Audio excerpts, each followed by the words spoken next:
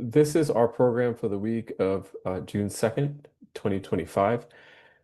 The humanitarian situation in Gaza continues to deteriorate to levels that are indescribable to even the most experienced humanitarian workers and organizations.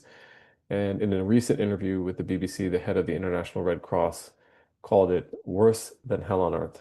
Let's take a listen to that interview.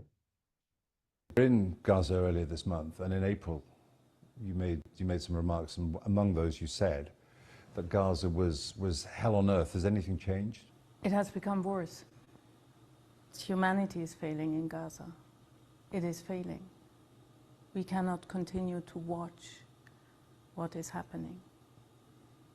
It's surpassing any acceptable legal, moral, and humane standard. The level of destruction, the level of suffering, but more importantly, the fact that we are watching a people being entirely stripped of its human dignity should really shock our collective conscience. Israel, of course, says it's acting in self-defense. Every state has a right to defend itself. And every mother has a right to see her children return. There's no excuse for hostage taking. There is no excuse for depriving children from their access to food, health, and security. There are rules in the conduct of hostilities that every party to every conflict has to respect. So you are talking, though, let's be clear about this, about the consequences of Israel's offensive. It's the consequence, as far as I'm concerned, of the whole world watching a type of warfare that shows utmost disrespect for civilians, that deprives civilians of their dignity entirely. Today we are in it. Today we can reverse it. We can save lives today. That's why it's important to act now. State leaders are under an obligation to act. I'm calling on them to do something and to do more and to do what they can, because it will reverberate. It will haunt them. It will reach their doorsteps. Thank you so much. Samer, a few weeks ago, we were talking about the Israeli US-backed Gaza Humanitarian Foundation and their pretty suspect scheme to supplant the already existing humanitarian aid infrastructure with this new vehicle that has already proven at worst politically driven and at best wholly ineffective at overcoming Israel's own relentless attacks on civilians. More killings within the last 24 and 48 hours that I'm sure we'll get to touching upon. And it feels odd. There's more and more world leaders and prominent cultural figures speaking out on what's going on, it seems, but it surely doesn't seem like it's meeting the level of need. And the International Red Cross is just one of the more prominent organizations, but humanitarian aid workers have been, even more so than normal, crying out in desperation at the level and extent of the sort of depravity that is involved in starving Gazans. There were photos today on Al Jazeera of protesters in Israel holding signs asking, "Where is Israel's humanity? You cannot starve Gaza," and so on. And so I know it's hard to kind of demarcate breaking points, but it is still worth starting today's program with noting just how utterly dire the humanitarian situation is as we talk about all of the other updates and political events surrounding Gaza that I'm sure you will talk about today. Yeah, truly unimaginable. And I think we've been talking about this for weeks. and the expectation of this coming for weeks and how, the ways in which it could play out really horribly. And it's so disheartening to see like the worst case scenario of what everyone predicted would be the sort of logical consequence of this like half-baked political aid scheme, alongside the sort of broader genocidal ambitions of the Israeli state and its US backers coming to complete fruition. Like I don't know that there's any other way to understand it than that. And it's devastating. It's absolutely devastating. And it's one of these like it's hard to imagine how things can get worse moments, and then you feel them get worse. Um, and what that means, I think, for understanding this as a potential turning point is something that I've been thinking about a lot. Like, obviously, I'd say the discourse is clearly changing, in really meaningful ways, both um, here and like, Western Europe, whatever, and like obviously, in other ways around the world and even in Israel itself. And the thing that I've been left thinking about, and maybe we'll come back around on this, is the parallels with like the height of Black Lives Matter, and when we got to a point where just the violence was so visibly intolerable that it required a sort of discursive shift, even from the US political class, and what we can do to make sure that that shift isn't only discursive, right? Like, it's not enough that people are condemning what Israel is doing. There needs to be action behind it. And what can we do to ensure that there's a structural change to go along with this discursive shift? But we'll get into that. Yeah, no, I appreciate that. I think you're absolutely on the money there. There's definitely more cracks showing, more people speaking out, even more mainstream political figures, cultural figures that are more than signs that the discourse is changing. But the question, the strategic question is always how to take most advantage of that to actually get aid delivered, get the a legitimate ceasefire in place, and move forward on other ends. Great to see you again, Samar. Great to have you back. Thanks for being here. And without further ado, I'll give you the floor. Thanks, Thomas. Lots to get through today, so I will try my best to squeeze it in. So just, as always, kicking off with the updated mortality numbers in Gaza, it's been a horrific couple of weeks where we've seen the official death toll go up by over 1,000 just since our last PSA, which was 2 weeks ago. Um, in addition to that, I wanted to highlight this resource from the Euromed Human Rights Monitoring Group, which I think puts in very stark relief the like totality of the violence and death and destruction that is happening in Gaza. It's a little out of date. This is from a few weeks ago, but I did just stumble on it this week. And for this first slide, I always try to point people to resources that I think are useful for understanding contextually what's happening, in terms of what's being done to Gaza. But of course, I would say the big news this week that folks I'm sure followed were the series of cascading aid massacres that happened at the newly constituted Gaza Humanitarian Foundation aid distribution sites. And this is, again, like a well-known, and we've talked about this a lot in past PSAs, a well-known logistical understanding of how aid distribution generally works is it is meant to be distributed, right? Like you have like hubs, and then those hubs reach out to local areas, and then it's distributed into those local areas. But the GHF is designed specifically in the opposite way, where instead of a distributed aid system, it's a centralized aid system where you have one spot where hundreds of thousands of people are supposed to go, to get not hundreds of thousands of people's worth of aid. And so the predictable consequence of that is sort of like chaos and violence. But on top of that, in a way that frankly several people had been warning about for weeks, it makes it really prime for what appears to have happened here, which is the Israeli military just sort of picking off Palestinians and shooting at them, and taking the opportunity for having a large number of people in one place to just start attacking them. Um, and there's a lot, I think that have been going back and forth about what has happened here, that despite the fact that we've seen more or less daily aid massacres at GHF distribution points, the denials that have been coming from the Israeli state and the US backers of the GHF have basically been, we've seen the usual sort of evolving arc of denial from the Israelis. So, First, they said there were no incidents at all at any distribution point and everything was fine. And when like, video footage and like whatever forensic evidence counterbalanced that, they said, okay, well, we fired warning shots, but we didn't actually shoot anybody. And then when even that was sort of proven to be false, they said, okay, we killed people, but we didn't kill the dozens of people that are being claimed. And that's more or less where the denial arc is right now. Um, Even though, again, by all accounts, Israel is clearly responsible for the murder of hundreds of people standing in line for aid.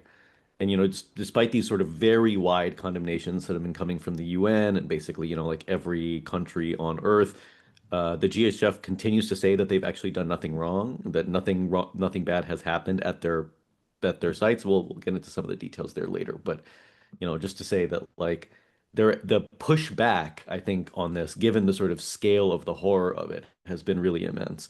And I think folks saw that maybe in a few articles that sort of got published and then quickly retracted due to Israeli and Zionist pressure, including this Washington Post article, which had been watered down after its original posting to now only say 30 killed by gunfire, as if gunfire just spontaneously erupts from the air, and then put in this like giant editor's note at the end saying that the original article, which stated that Israeli troops killed more than 30 people, was like inappropriate of them because they didn't, quote, give proper weight to Israel's denial, which like in no other circumstance on earth does something like that happen, right? Where like all the evidence is pointing to Israel doing this thing, and then, the government denies that they did it, which like every government does ever. And now, the media is supposed to just to take that as gospel is just really horrific to see and super frustrating.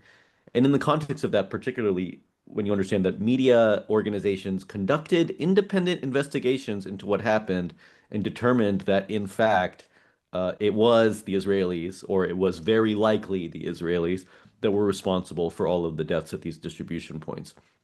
And we saw eyewitness accounts talking about tank and helicopter gunfire attacking some of the people waiting in these lines. And like, who else has tanks and helicopters in Gaza? Like, just the absurdity of the denial and its obvious attempt to sort of muddy the waters of what happened here is just, maddeningly infuriating.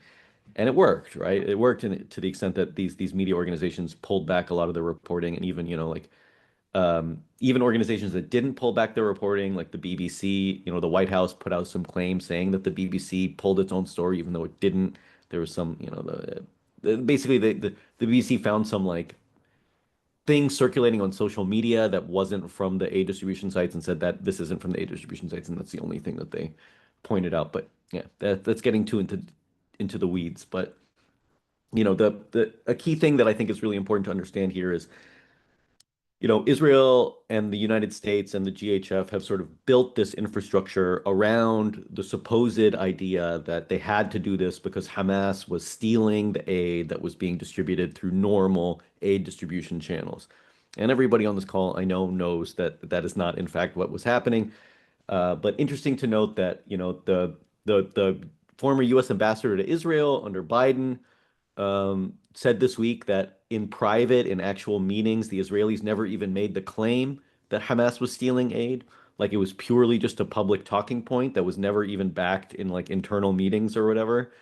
But, critically, in a way that folks who have been listening to the PSAs for a while now have probably heard multiple times, uh, that doesn't mean that aid isn't being stolen. It just means it's not being stolen by Hamas. And we saw during the cessation of hostilities that we experienced at the beginning of this year, like all of the attacks on aid stopped because the security services in Gaza were able to properly protect the aid without being shot at by the Israeli military, and that what seemed to be armed gangs stealing aid was happening under the watch of the Israeli military. And that, like that, this was a thing that had been put out many months ago, and people were like, "Oh, that's absurd, blah blah blah. You're making excuses." And this week, that came out to be a verifiable fact that the Israeli army is in fact actively arming Palestinian groups described as gangs who are, quote unquote, opposed to Hamas, that the Israeli military, the people who are arming them, describe them as ISIS-like groups who have in fact been raiding aid deliveries and doing so literally while Israeli forces and Israeli drones and whatever are watching it happen and shooting at the people who are trying to stop them from stealing the aid, not trying to stop the distribution of the aid. So it's become clear, and Netanyahu actually admitted it earlier today, I think, that like, yeah, we're arming Palestinian gangs. Like, why wouldn't we? So that dynamic now is like sort of fully out in the open. And so, I think it really sheds a lot of light on the underlying rationale given behind all of this GHF stuff. Meanwhile, I would say the catastrophe that is the Gaza Humanitarian Foundation, despite the fact that they continue to say nothing has gone wrong, is really, it's hard to imagine where it goes from here, frankly. We saw just this week that the Boston Consulting Group, which, one of these McKinsey-esque big consulting companies that claimed to be supporting the logistics of the Gaza Humanitarian Foundation pro bono, but it turns out had been receiving millions of dollars for it, has pulled out entirely from the project. So they're no longer doing the logistical coordination for the GHF. It's hard to imagine who's going to take that up. Um, and this comes at the heels of, last week the head of the GHF resigned, saying that there was no way that they could do this distribution in a way that adhered to like basic humanitarian principles. And so, they've got a new like temporary CEO or whatever, but now the GHF has suspended its operations entirely. So for the past 2 days, they haven't been operating at all. And they claim that they're doing this for retrofitting, not because anything bad has happened at any of the sites, but they've shut down just so that they can do retrofitting, which, you know, they've been operating for less than a week, but they need to retrofit their facilities. Like, it's just such a thin, again, like it's this like Trumpian way of making things up and just assuming that people will run with it. And, unfortunately, people are running with it. So that is basically where we're at with the aid distribution, an absolute nightmare. And, nothing is getting in other than what the Gaza Humanitarian Foundation is doing, which is almost nothing. And even that almost nothing has been cut off entirely for several days now. But I want to zoom out a little bit to talk about the broader uh, Israeli military offensive in Gaza, like this latest phase of the genocide, Gideon's Chariots that we've talked about, every week for the past few weeks. The plan here, as described by the Israeli government, is to occupy and control all of Gaza. They are more than halfway there now, so the military is now sitting on and quote unquote controlling, we'll come back to that word, over half of the Gaza Strip.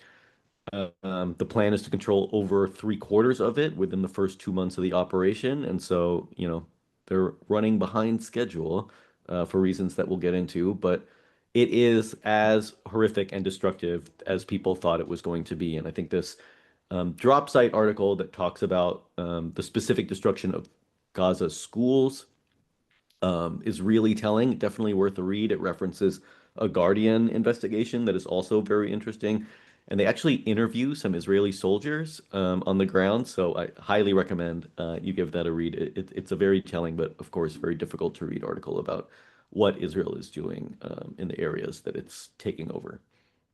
But per usual, and again, maybe a running theme of the PSAs, that the Israeli army, while an extremely efficient murdering machine, just an institution that's very capable of killing large numbers of people, but a very inefficient army. Like it's not capable of controlling and holding ground in any meaningful way. Is again, we're seeing that in Gaza, where now that the Israelis are spreading out across the strip, the casualties are starting to mount. There are, three IDF soldiers were killed in the north under circumstances where, once again, the sort of like battlefield reports don't really match what happened at all, where they said, they fielded 20 explosive devices before they were killed, and it turns out that there were three explosive devices for three soldiers. Um, and by the time this Times of Israel article came out, that number had gone up to four. I don't know if this was a separate four in addition to the three, or that three became four, but basically saying that, like, yeah, we know the soldiers never want to go into any of the tunnels, but they have to too bad, which again, not great for the already cratering morale of the IDF forces serving in Gaza. In the context of all of this is, of course, these ongoing ceasefire talks that seem to be rather stuck. Folks may have seen over the past couple of weeks some announcements that a ceasefire might be imminent, and that Hamas accepted a proposal, and then Israel accepted a different proposal, and the whole thing got really messy. But there is a great article that I probably should have linked to here, but maybe I'll toss it in at the end, from Dropsite that compares the two ceasefire proposals, the one that Hamas accepted and the one that Israel accepted.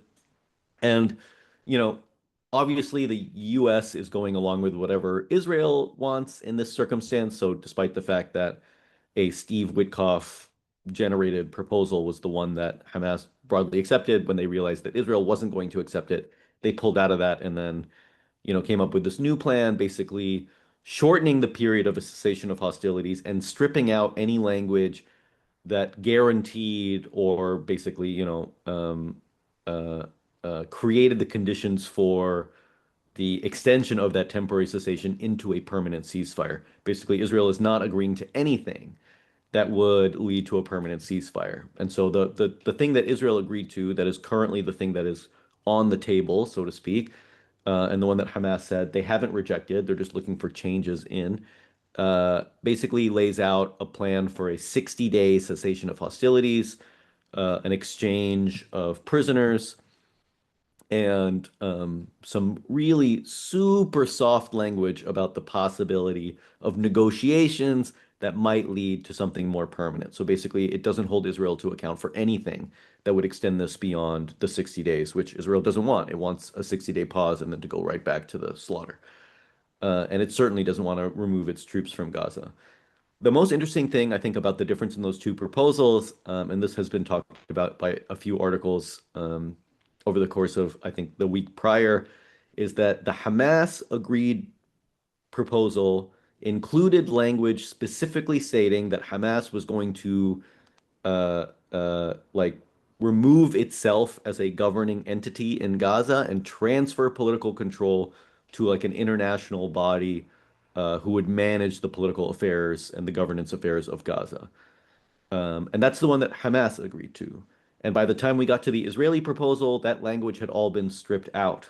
So the Israelis actually have no interest in something that lays out the governance for Gaza as being something that Hamas has no involvement in.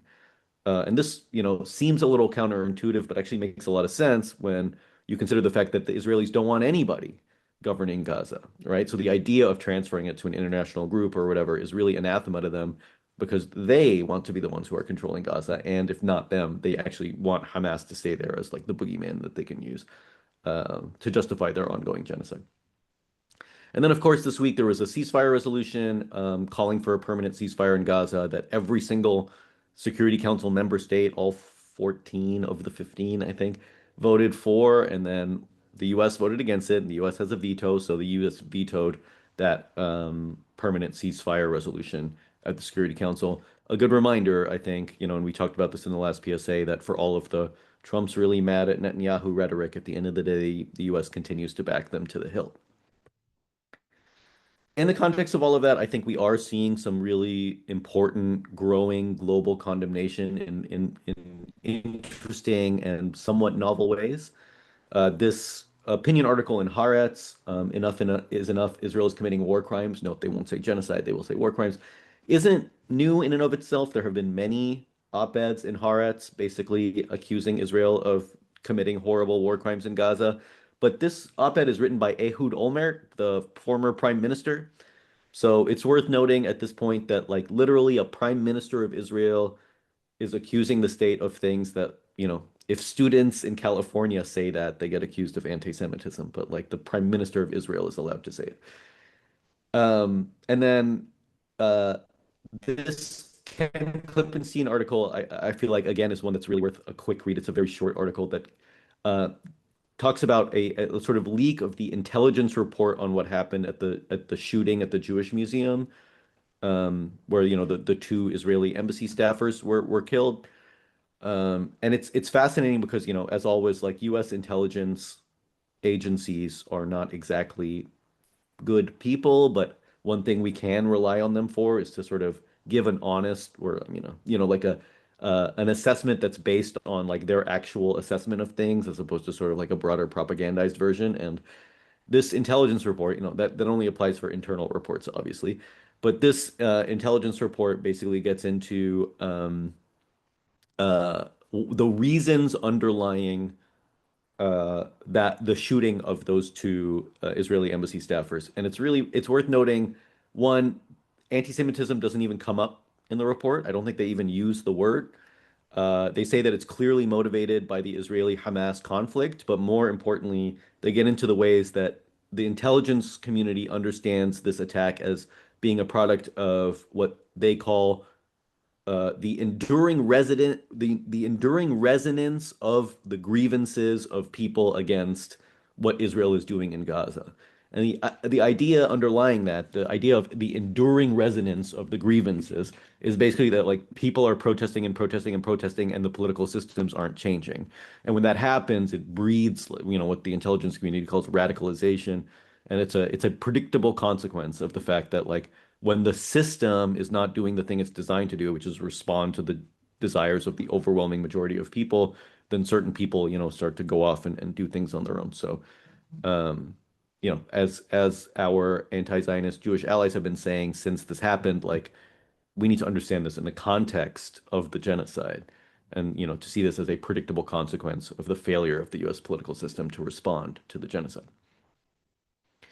Meanwhile, in the West Bank, um, this week, by the way, yesterday was the anniversary of the Nexa, not the Nakba, but the Nexa, which is the anniversary of the Israeli occupation of the Gaza Strip and the West Bank back in 1967, which led to the renewed forced displacement of, I think, 300,000 or so Palestinians. And it's a good reminder that, on this anniversary of that date of great displacement, we are seeing again the displacement of hundreds of thousands of Palestinians in the West Bank based on the new campaign of forced mass displacement in large areas. And the latest iteration of that is, of course, this past week, not this week, but the one before, Israel announced 22 new settlements in the West Bank. Just whenever there's like a new settlement expansion, it's always pretty wild, but 22 is kind of unheard of. And was specifically described by the Israeli government as being like, this is a number of settlements that will guarantee that Palestinian statehood will never happen. And despite the fact that that was the stated intention of the approval of those new settlements, you're not seeing the sort of response that would probably be expected of that. I feel like it barely touched Western media at all, frankly. And you can see here this very telling political article where the German foreign minister condemns Israel's approval of the new West Bank settlements. And then literally the subtitle just says, Germany will continue delivering weapons to Israel. So like that tells you basically everything you need to know, right? Like the rhetoric is ramping up, but the underlying material conditions remain unchanged. So Germany's real mad, but not mad enough to do literally anything to impact what, like the weapons that will be used to do this annexation of the West Bank. And in the context of that, I did want to spend a few slides talking about the broader dynamic of what's been happening in Europe, where we are seeing, I would say, a really meaningful discursive shift from European states about what's been happening in, their relationship to Israel and the complicity of Western states with this genocide. This poll by YouGov, I feel like, was quite telling, showing that, in Britain, France, Germany, Denmark, Spain, I'm not sure where else, support for Israel is like cratering. It's down to the teens. So like there isn't a single country where more than a fifth of people in that country have a positive view of Israel. Um, and in the context of that, I think we are seeing, like this sort of broader use, like this in this article from the National, Europe's patience with Israel is starting to wear thin. The UK demands investigations. They're like halting trade talks. Um, they've called in Israeli ambassadors for scoldings by various prime ministers. And I don't want to dismiss that because I do think discursive shifts matter. And I think the extent to which Israel is, further going down this sort of path towards pariah statehood, is a really critical development. And as we saw with Germany, I think it's really critical to understand the difference between the discursive shift and the material underlying conditions shift. And that has not happened. That straight up just continues to not happen. And, there's a few articles I think that pointed to this quite well this week.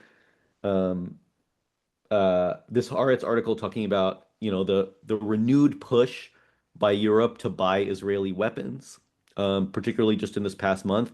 And, it's one of those ways where what's happening in Gaza is, tied in messy ways to other international, dynamics. So, like in this case, uh, sort of the U.S. pulling its support from Ukraine means that other Western states, like other European states, feel like they need to arm themselves and boost up their own defense spending, and that requires them to buy more weapons. And an easy place to buy battle-tested weapons is, of course, Israel.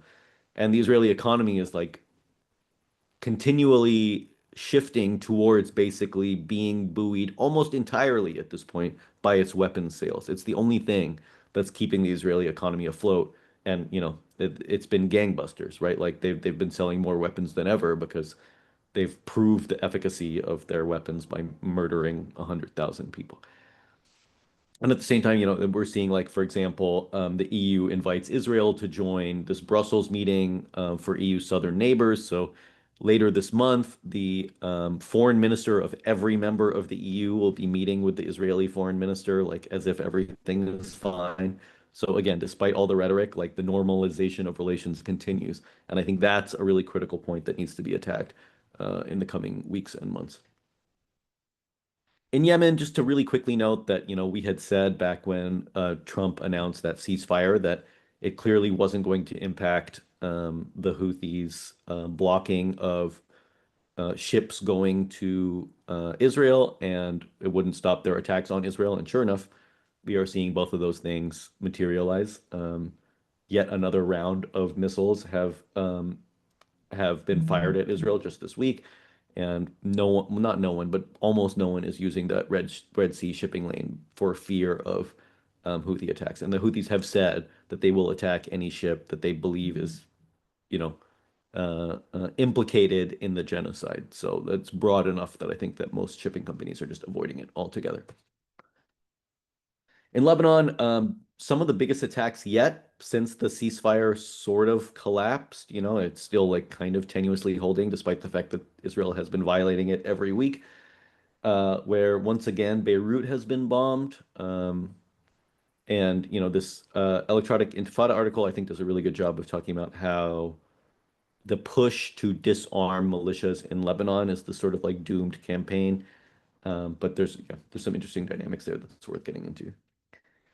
In Syria, after the talks a few weeks ago of normalization with Israel, we're seeing once again the Syrian state try to curry up Western favor by saying that it's like, um, willing to engage with all of its neighbors, obviously a sort of like soft reference to Israel. But the key piece of this is like working to curb non-state actors, right? The idea is, again, in an entirely predictable way, the Islamic State, ISIS forces have been massively growing under the new political dynamic in Syria because the Syrian state doesn't have the capability to really do anything about it. And so we are seeing, I think, a fascinating and what is going to be a very difficult dynamic develop in the sort of vacuum, partly created by the overthrow of the old Syrian government, but more by the Israeli attack on all military and security infrastructure in Syria. So, this was more or less bound to happen. And part of the Israeli playbook, like, the whole we're supporting ISIS and Gaza thing, also indirectly supporting ISIS in Syria, right? It's all part of the same playbook. In Iran, a lot happening here, but of course, there's a lot that's resting on whether or not this new nuclear deal between the U.S. and Iran actually goes through. The talks don't seem to be going very well.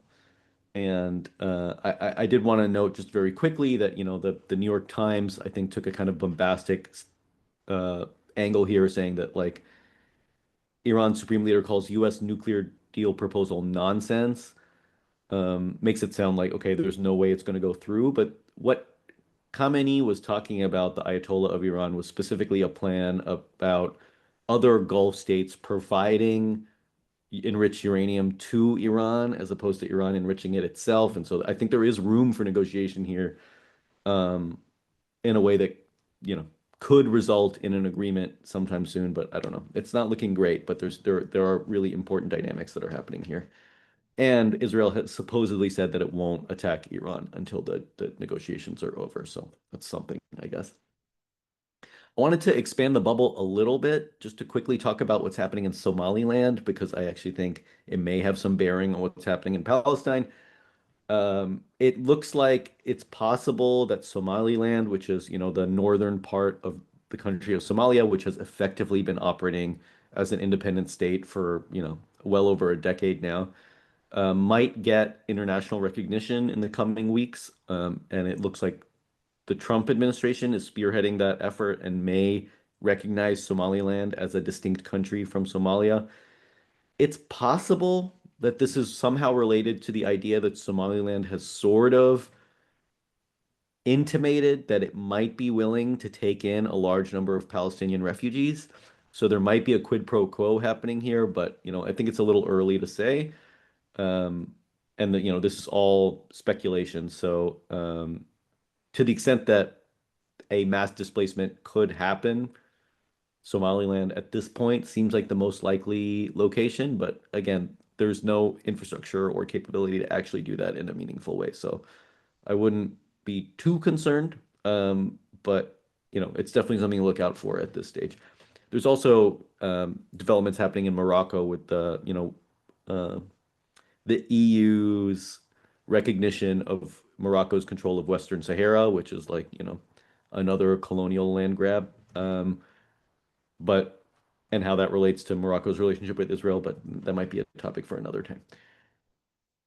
I wanted to at least very quickly talk about all the stuff that was happening with Miss Rachel, and all the ways in which I think she has been an incredibly courageous voice, standing up for what's been happening, to children in Gaza, despite the massive backlash that she's faced, and the fact that she's even faced that backlash is really horrendous. But the other fascinating dynamic that happened this week that I think is quite interesting, is apparently there's been a personnel shakeup within the Trump administration where a lot of like the most Zionist high-level officials have been pushed out.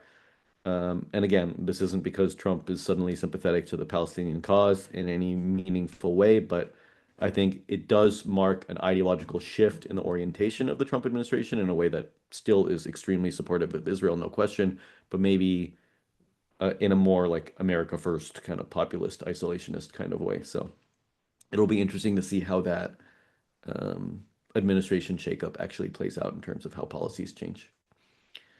And of course, wanted to touch on the Freedom Flotilla, which, you know, is well on its way now to Gaza. I think it's still a few days out, but is getting close.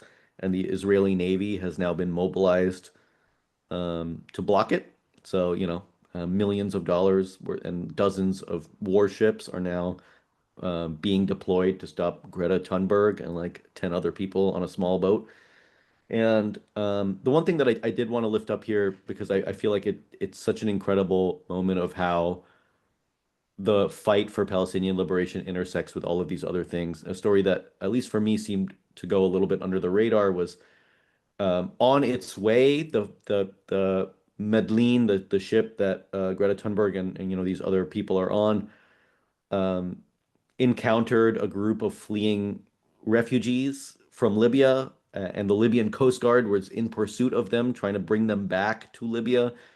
And the boat has taken on four of those refugees, basically. And just like this incredible way in which, like, the sort of, you know, nightmare sort of fascistic police state world order that the Western countries have put into place, you know, like literally this one tiny ship that's going to sort of break apart all of the sort of edifice of bullshit that surrounds what's been happening in Gaza.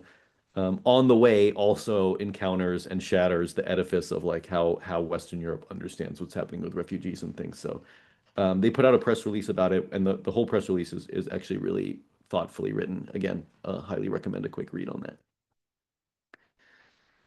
Here in the US, some really important legislation coming down the pipe. There is a Block the Bombs Act that's been introduced, House Resolution 3565, that is the first, as I understand it, the first proactive bill to block weapons shipments to Israel. It already has a number of congressional sponsors. But there is, and if you go to this link from CCR, it links you to the Block the Bombs website, which has, petitions and other resources to advance that bill. And a new bill in the House to push for the immediate delivery of humanitarian aid to Gaza, introduced just today, I believe, with a number of House representatives on it. And from what I understand, the support of almost all Senate Democrats. So a parallel bill is being introduced in the Senate at the same time.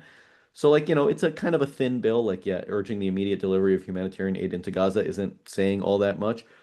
But given the disaster that is the Gaza Humanitarian Foundation, this does feel really important. And so it's a really good sign that there's at least, party coherence around this. On the BDS front, we saw French dock workers refuse to load a ship with like machine gun bullets or something that were destined for Israel. Trinity College in Ireland is the first university in the West to completely cut all ties with Israel. So we're seeing this intensification happen in a really powerful and really meaningful way.